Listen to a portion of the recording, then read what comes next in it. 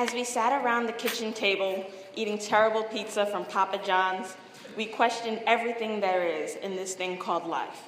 My dad, cousin Frankel, my brother Gene, and me, Kirby. What came out of it was this: only God knows.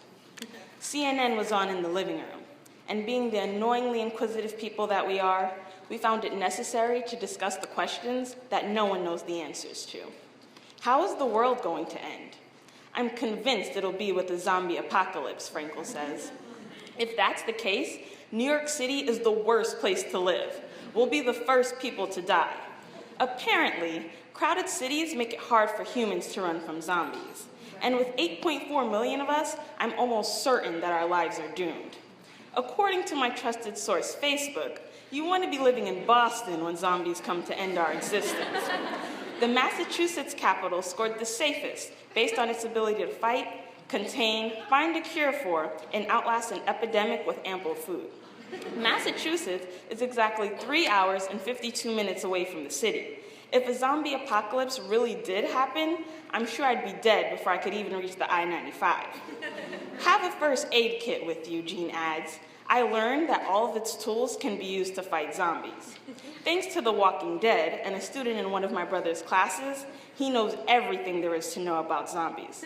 Like how the only way to kill a zombie is to damage its brain or cut off its head, or how zombies are slow, rather weak, and dumb.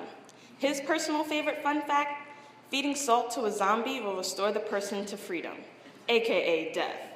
That's normal for a 24-year-old male, right? Even though I'm only 18, I know that zombies aren't real. Sadly, I can't say the same for 24-year-old Gene and 30-year-old Frankel. And my dad ends their zombie fantasies before they could even begin. Maybe the world will end, but we'll all be dead before that happens, he adds. But what happens when you die? You go to heaven, Frankel says. Or hell, Gene adds. I've never had anyone come back from the dead to let me know, Dad states. I don't chime in this time. Do you really go to heaven?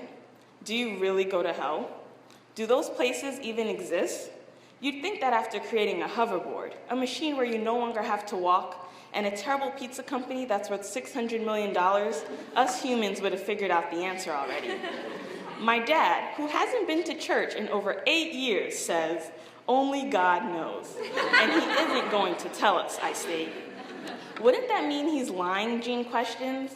God doesn't lie, Frankel chimes in. Not telling is the same as lying, Gene argues. Is it? Is it really? For all we know, God probably didn't even create the earth, Gene continues. How can you say that? Did you forget we're Catholic, I ask? Secretly, I can't help but wonder, did God really create the earth? It's not like he told us himself. Believers will argue it's in the Bible. Okay, so who wrote the Bible? Humans, and we all know how us human beings can be, extremely dramatic. And if God created the earth, then who created God? And who created the person who created God? It all becomes an endless game of who created who, because a person can't just exist. A thing can't just appear from nowhere. Or can it? Scientists answer these questions with their Big Bang theory, but since when did anything good ever come out of an explosion? How about never? To be as educated as possible, I Googled the Big Bang Theory science. Just Googling the Big Bang Theory gives you the hit TV show instead. 19,900,000 results in 0.44 seconds told me that creationists reject the Big Bang Theory because it's just another man-made, atheistic, evolutionary explanation to get rid of God. Whereas scientists accept the Big Bang Theory because evidence points that what started as a single point in space instantly expanded, forming the energy, atoms, stars, and galaxies we see today. You want to know what I think? No person has the ability to know what happened when they weren't even there to begin with. Like my dad said, only God knows. But if you don't believe in God, then who really does know?